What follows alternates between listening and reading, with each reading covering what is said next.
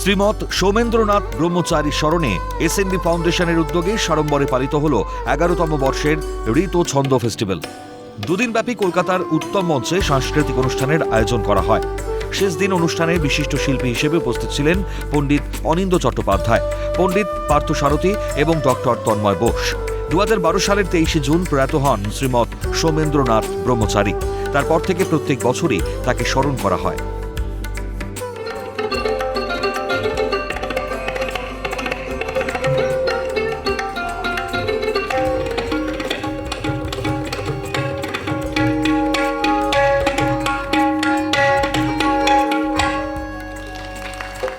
SNB ফাউন্ডেশনের প্রাণপুরুষ শ্রীমৎ সৌমেন্দ্রনাথ ব্রহ্মচারী, আর তাকে স্মরণ করেই এই উত্তম মঞ্চে দুদিন ব্যাপী অনুষ্ঠিত হচ্ছে 11তম বর্ষ রীতাছান্দ্রা ফেস্টিভ্যাল। দিনের ইচ্ছে ছিল এখানে বাজানের, কিন্তু সেটা আগে কখনো হয়ে ওঠেনি। তা নিজেকে সুযোগ পেয়ে আমি ধন্য মনে করছি। আমি চাই এই অর্গানাইজেশন আরও আগের দিকে অনেক দূর রাস্তায় চলুক। তো সুতরাং সুর আর লয়ের অর্ঘ্য ওনার জন্য দিতে পেরে খুব ভালো লাগছে। তিনি তো নিজের সাংস্কৃতিক অনুষ্ঠান ভালোবাসতেন এবং এই সব কিছুর মধ্যে দিয়ে নিজেকে আনন্দিত রাখতেন। অফকোর্স, নিশ্চয়।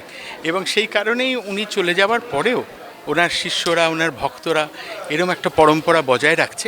এই এসএনবি ফাউন্ডেশনের যিনি মূল অনুপ্রেরণা, তিনি হচ্ছেন এই শ্রীমৎ সৌমেন্দ্রনাথ ব্রহ্মচারীজি, যিনি এই যে সত্যের পথে এগিয়ে যাওয়ার কথা আমাদের পথ দেখিয়েছেন বা পাথেও দিয়েছেন।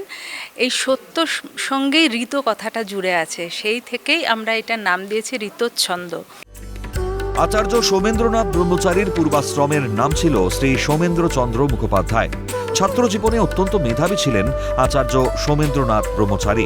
আইআইটি খড়গপুর থেকে ডক্টর বিধানচন্দ্র রায়ের সুবর্ণ পদকে ভূষিত হন তিনি। আইসিআই কোম্পানি গ্রুপের উচ্চ পদ ও উচ্চ আয়ের পদ ত্যাগ করে তিনি আধ্যাত্ম পথের পথিক হন। 1988 সালে স্বেচ্ছায় দেওঘর দেবসঙ্গ আশ্রমের আচার্য পদে অভিষিক্ত হন। পড়ুয়া ও যুব সম্প্রদায়ের কথা মাথায় রেখে নতুন নতুন শিক্ষা ও সেবা প্রতিষ্ঠান গড়ে তোলেন। এটা মহারাজজির আশীর্বাদ এবং ঈশ্বরের আশীর্বাদ। ওনার এই যে স্পিরিচুয়ালিজম যে ব্যাপারটা ছিল, সেটা যে এরা ধরে রেখেছেন, সঞ্জয় বাবু বা কাবেরী, এরা এসএনবি ফাউন্ডেশন, এবং এই যে ফেস্টিভ্যালটা গান বাজনা হচ্ছে, এটা অপূর্ব জিনিস এবং আরও চলবে, এর কোনো দিন শেষ হবে না। এবং এরকম ধরনের সংস্থা আমাদের খুব প্রয়োজন কলকাতা শহরে। গুরুদেব আচার্য সৌমেন্দ্রনাথ ব্রহ্মচারীজির মহাপ্রয়াণের পরে আমরা এটা শুরু করেছি। প্রতি বছর উনি কিন্তু ডোভারল্যান্ড মিউজিক কনফারেন্স নিজে অ্যাটেন্ড করতেন। সঙ্গীতের প্রতি তার গভীর অনুরাগ ছিল। সেইটাকে আমরা খেয়াল রেখে এসএনবি ফাউন্ডেশন যেটা করা হয়েছে, সেটা সাংস্কৃতিক পরিমণ্ডলে ওনার যে অবদান সেটাকে মনে রাখার জন্য আমরা এই অনুষ্ঠানটা প্রতি বছর করি। এখানেই শেষ নয়, তিনি একজন সুবক্তা হিসেবেও পরিচিত ছিলেন। 1998, 2003, 2005 ও 2008 সালে আমেরিকা ও ইউরোপের নানা প্রতিষ্ঠান, Kharagpur IIT, IIM Kolkata, Indian institute of management Shillong, national judicial সহ একাধিক অন্যতম কর্মসূচিতে তার ডাক পড়েছে।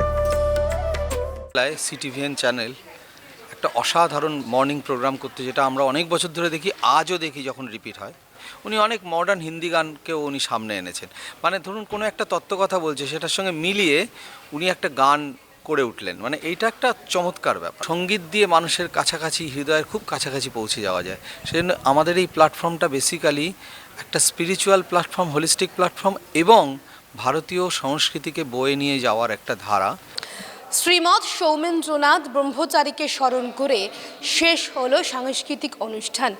আর এই সাংস্কৃতিক অনুষ্ঠানে বিশিষ্ট শিল্পী হিসেবে উপস্থিত ছিলেন পণ্ডিত অনিন্দ্য চ্যাটার্জি, পণ্ডিত পার্থসারথী এবং পণ্ডিত তন্ময় বোস। আমরা সকলেই এসএনবি ফাউন্ডেশনের জন্য আগামী দিন এই ফাউন্ডেশন মহারাজের আশীর্বাদে যেন দেশ বিদেশ সর্বত্র জায়গাতেই বৃহত্তর জয়লাভ করে, এটাই কামনা করি। ক্যামেরা জনির সাথে দীপেন্দ্র সাউ, কালকাটা নিউজ, কলকাতা।